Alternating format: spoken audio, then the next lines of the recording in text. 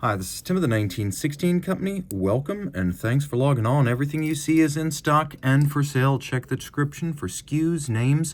Email Team Mosso at the1916company.com for purchase pricing and availability questions. You know we're coming in hot when I open with a Zeitwerk, and indeed, my favorite Lange, the one that digitally displays time and jumps like an athlete every 60 seconds. A watch 42 millimeters in diameter in white gold with the black part of the dial made of sterling silver, and then the center is called the time bridge, and it's inspired by the 5-minute clock at the Semperoper in Dresden. And this is actually part of the movement. That's a pivot jewel right there. This whole thing is made of German silver but rhodium plated to give a better contrast with the dial base. You've got a power reserve indicator. This is the first generation Zeitwerk, the Aiguille d'Or from 2009. So it's got a 36-hour power reserve. You'll have to wind it daily. And if that's a problem, you're on the wrong channel. Winding this watch is a pleasure. It has such a meaty mainspring feel. You can't help but enjoy the action of winding it every morning at the same time. Now on the reverse side, caliber L043. It's over 36 millimeters in diameter, so while the watch is large, it's not bigger than it needs to be to contain this caliber. Now the first generation Zeitwerk had this unique bridge holding the top of the barrel in place, and you can see how the barrel top moves. And there is a black polished Maltese cross stopworks. Now that's there to prevent you from overwinding the watch, but also to prevent it from attempting to run when it no longer has enough energy to jump the minutes. You can see there is a little remontoire bridge in steel that has a second locking lever. To the right, there's a little pinwheel that acts as an air brake once every minute, and that slows down the transmission of the power. Now, as this releases once a minute, it actually charges up a little hairspring between two third wheels that are right there. And that hairspring is the remontoire system, and it holds 1 minute worth of energy, so the barrel never directly drives the escapement because the barrel is so powerful. You can see it needs its own separate bridge to hold it in place with these 3 screws. You have to have some sort of a break in the chain of transfer of energy from the barrel, so the remontoire is that system. And jump hour watches are notorious for being bad timekeepers because of the fluctuation of torque as the jump takes place. This is a good timekeeper because the remontoire, not the barrel, is what drives the balance. You can also see it's a free-sprung balance with variable inertia screws, eccentric screws on the rim of the balance. It's got an overcoil hairspring, something most Lange watches do not have. We have 2 separate freehand engraved structures, the balance cock and then the cock for the escape wheel, which also has a black polished cap. You can see that we do have quite a bit of anglage on both the steel and the German silver parts. Of course, the champagne colored metal is the German silver with the copper giving it that lovely hue. You can see that we've got winding system wheels over here that feature beveled teeth and solarization on their top. It is, in short, the best of everything. We'll throw it on the wrist and get a sense of how it fits. It's big. It's about 49.5 millimeters lug to lug, though not as thick as you think, at just over 13 millimeters. It's a big watch. I think my wrist or larger, 16 centimeters circumference, you're going to find it wears well. And it's an easy watch to read, which I actually love.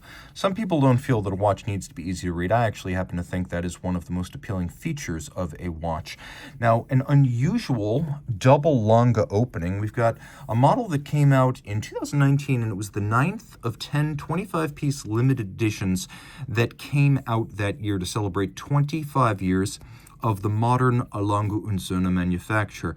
So this is the Little Lange Moonphase 25th anniversary, and so we've got a case that is 36.8 millimeters in diameter in white gold, 25-piece limited edition, sterling silver dial, and then we have a Moonphase disc that's actually made of white gold, and it has been freehand engraved. It still has all the features you'd expect on a bigger Lange. In fact, it has the same caliber 121 that was introduced for the standard Lange 1 in 2015. Twin barrels, 72-hour reserve. You can see here special finishing on the balance cock, which has been both engraved and lacquer infilled to make it a little bit more luxurious even. There's some adhesive from a sticker on the back. Don't be put off by that. It's just on the sapphire externally. Now throw it on the wrist. By the way, you can always read who makes the case on a Lange watch, FT being FTR. Throw it on the wrist. And this is actually a great size for me. I wouldn't consider this to be a ladies' Lange so much as a mid-size. And you can see on a 16 centimeter circumference wrist, it's a really good look. And again, mechanically, it is identical to a standard Lange one with a Moonphase. Now, a watch that came out in late 2018 for the 2019 model year, and a piece I rate quite highly. It is a combination of the best of the Gronefeld brothers of Oldenzaal in the Netherlands, and also Andreas Streller. More on that in a moment. This is the 1941 Principia. Principia, a reference to Newton's Principia Mathematica, and of course we have the 1941 case, which is the 39.5 millimeter. Now, this watch right here, as you can see, no hallmarks, stainless steel. This is an everyday durable watch. This is a timepiece you can wear under a cuff, not really worry about scratches or swirls. The shape of this case is beautiful with nips, tucks, concaves, and fluting. A really thoughtful and unusual case design. It's only 47.5 millimeters from lug to lug and easy to wear. The dial is sterling silver. You can see in a lovely turquoise with beautiful mirror polished and diamond cut individual applique indices, and you can see how many facets they have and how they twinkle in the light. At center, the hands in steel, fired alpha style. We have sub-seconds. To remind you, these are made in the Netherlands, even though the Gronefelds cut their teeth and honed their skills at Audemars Piguet, Renault et Papy, and that is largely why this Andreas Streller designed mechanism has been so elaborated by the Gronefelds. Now, this is an automatic. You'll also see it in the Andreas Streller Cerna watch, but the bridges, the actual finishing, and the shaping and profiling of the parts are all the Gronefelds. You can see a 22-karat rotor, not 21, not 18-karat, and it has polishing, satination, beveling, and frosting. 3 finishes on the rotor. You can see at center the milky white balls that are a telltale of ceramic bearings, a sunburst rotor center, and then we have bridges that are triple profiled. You can see how they have these recesses that are media blasted. Then there's a satin channel that runs along their edge. And then the very edges of the bridges, as you can see, they have been mirror polished right there with beveling that is absolutely surpassing. Big, broad, and beautiful. You can see it's rounded anglage, not the straight kind. There's actually 2 kinds. I regard rounded anglage more highly, and this has got a little bit of a rounded curvature to it. Not as much as Philippe Dufour or Romain Gaultier, but still quite attractive. Note that the bridges are shaped like the bell gable roofs of traditional Dutch houses. The barrel cover is fully solarized. Screw heads are black polished. It's a 56-hour automatic winding power reserve, 6 position adjusted, 1 more than a standard chronometer, free sprung with a full balance bridge to make it robustly shock resistant. And you can see that the little pivot jewels are set in golden chaton cups, a nod to the pocket watch era. It's got a fascinating buffalo leather strap, something you don't see too common, but it's wonderfully supple and soft. Wears easily and comfortably on my wrist. It's a great fit if your wrist is down to 14 centimeters circumference, and it's quite thin, as you can see. Now, something completely different. If you want a big, boisterous sports watch, maybe you're getting ready to go on vacation this fall or someplace warm this winter. This is a model launched in 2017 from Audemars Piguet, the Royal Oak Offshore Diver. It's the 15710 ST. You can see it's a 42mm watch, though it wears a little bit larger than that. We'll throw it on the wrist. You can see it's bigger than its rated size. Think of it more as a 44 or a 45, and you've got the general sense. Now, it's not super thick because unlike the chronographs, or at least most of the chronographs historically, it's not a modular complication. You can see it's got the strap, once known as the diver strap. It's been adopted by almost every offshore model, but it did start on the scubas and the divers. So it's got nice texture to it. It has some character lines molded in. It's fixed to the case using screws and bars, which I always like because that's a secure system. We have a watch that is quite well loomed. It is a diver after all, ISO 6425. It's got an internal rotating dive bezel, and it ratchets using the crown up at 10 o'clock. And you can see that the whole dial is loomed. Also, all 3 hands on the dial are loomed. So you know, for example, if your watch is running or not running in the dark and in the low light conditions of a deeper dive. On the back, we've got an Audemars Piguet manufactured calibers, the 3120. You've got the coats of arms of the Audemars and Piguet families, reminding you that AP is the oldest continuously family-owned and run watch manufacturer in Switzerland. Full balance bridge with a Gyromax style balance for shock resistance, toughness, and precise adjustment, thanks to Gyromax. 60-hour reserve, hacking seconds, quick set date, handsome finishing that is a combination of manual and mechanical, but worthy of the price and stature of an Audemars Piguet timepiece. Holy Trinity, but in a fashion Vacheron and Patek will never pursue. This is the kind of watch that, among those 3, only Audemars Piguet would make. Now we've got something a bit unusual here. This is a watch made when Arnold & Son was still owned by the British Masters, which originally created the Graham, Arnold & Son, and Tourbillon brands in the modern era. So from 95 to 2010, the British Masters out of Switzerland owned Arnold & Son. They sold it to La Joux in 2010, which in turn was acquired by Citizen 2 years later. But this is the GMT2, which is one of the few true 3 time zone watches you'll encounter. Now it uses a Christophe Claret CCR 97 tourbillon, manual wound, 1-minute tourbillon, 110-hour power reserve. And as you can see, especially the cage of the tourbillon and that bridge for the tourbillon cage, as well as the polished pillars on which it sits, the completely rounded and black polished bridge is a work of art and very difficult to achieve. And you can see there's engine turning on the base plate, guilloche in a rosette pattern on the dial. We have 2 different dials. One of them reads 24 hours, the other reads 24 hours. And they move, as you can see, in opposite directions. Then you've got the time as displayed at the center of the watch. You set that one first, and then you set those other 2. Roll it all over. It's just as impressive on the case back. 5 position adjusted. You'll see this watch in certain other customers of Christophe Claret, but as a high horology house, they were all uncompromising in their finish and architecture. And this watch does have architecture. As you can see, the relative size and positioning of the pieces, as well as their shape, are as pleasing as the actual decoration. This is a 10-piece limited edition in white gold, 41.5 millimeters in diameter, and it's got these Pastille-style lugs, a bit like Chrono Swiss or Breguet. It fits on my wrist, but because it does have those Pastille lugs, it wears a bit larger. So it's 41.5 in white gold. I find it wears more like a 43, so think of it as a 43 millimeter diameter round watch, and you've got the general idea. Okay. Not one, but a double take from de Bethune.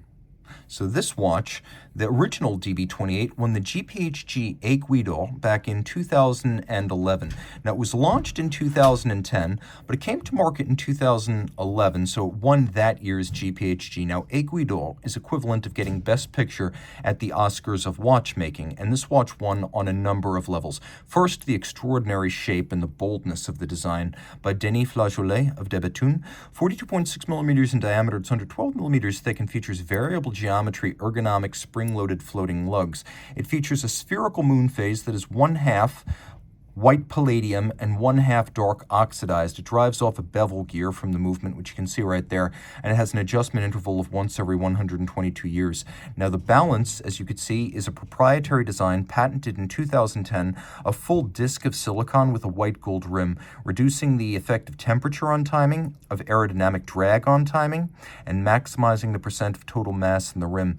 Dial, case, movement, even the hands and the balance made in-house by de Bethune, so a full manufacturer product. Power reserve indicator on the back, twin barrels, self-adjusting. You cannot accidentally overwind them. 6 days of power reserve, and there's a little stub power reserve right there that moves between these 2 jewels. That lets you know from the dial side where you are. We have 1, 2, 3 shock protections, springs patented like the barrels, the floating lugs, the balance, and the Moonphase. This watch is all about the engineering. When you buy this, you are paying for engineering, not hype, not marketing. The finishing is world-class. You can see the rounded and polished balance bridge, the polished parachute shock protection springs. The ratchet wheel has been micro-beveled on its teeth. We have Côte de Bethune on the bridge, as well as the cover to the barrel bridge. We have a black polished mirrored steel and DLC coated cap above the cap of the barrel bridge, anglage on the side, and this watch, easy to wear and comfortable, fits easily on my wrist. And super flat too, flatter than you think. On a rubber strap, this is an extraordinarily durable, shock resistant, sweat resistant, and everyday wearable dream watch from a company that only makes Grail watches. Though, to be clear, there are different degrees of Grail. This is a model launched in 2013. The original DB28 Tourbillon came out in 2011, shortly after the original model. But this is the Tourbillon Zirconium. The black zirconium features a case in zirconium that's been hard black coated to thousands of Vickers, extraordinarily scratch resistant to the point of being scratch proof. you could see that this is all murdered out. Power reserve on the back. With the Tourbillon, it's going to be 5 days instead of the standard 6, but you can see the reserve mechanism with the polished index, the satination of the components, and the engine turning on the base plate, the perlage. Still thin, still with the variable geometry floating lugs. The barrels still self-adjusting. You can't overwind them. And now we have a Tourbillon that includes 63 parts, white gold, titanium, and silicon, but it only weighs 18/100ths of a gram, the lightest tourbillon in existence. As a result, these watches are accurate to about 1/2 to 1 second gained per day. Note that there's both a silicon escape wheel and a silicon balance wheel with a precious metal rim. It's a 30-second tourbillon, so it moves at twice the speed of a standard tourbillon, and like a Zenith El Primero, it beats at 36,000 vibrations per hour. The watch looks good on the wrist. It's big, it's stark. You definitely want a watch like this to make a statement, and it does. It also has an incredibly loud heartbeat, so when you're in a room with this at night, you can actually hear it. You might want to put it in a sock in the sock drawer.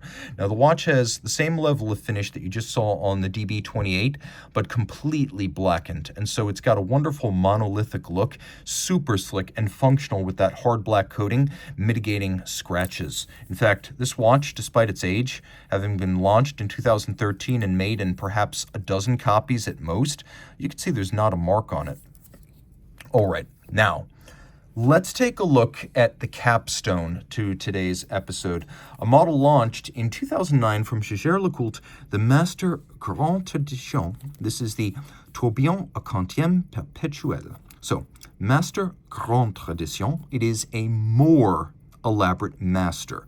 So this is a watch that has a 43 millimeter rating, but I measured it at 42. So take the 43 for what it's worth. I think this is a 42. Now it has a tourbillon based on the movement that won the Concours de Chronométrie at the 2009 competition, the first since the 70s in Switzerland.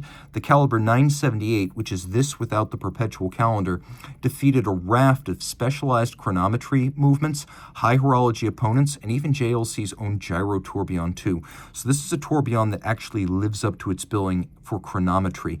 Clou de Paris on the dial. We have a black polished and rounded bridge, blued screws. The tourbillon is free sprung, 6-position adjusted with an overcoil hairspring, refinements you don't find commonly on JLC watches. But on this special watch, you get a special regulator.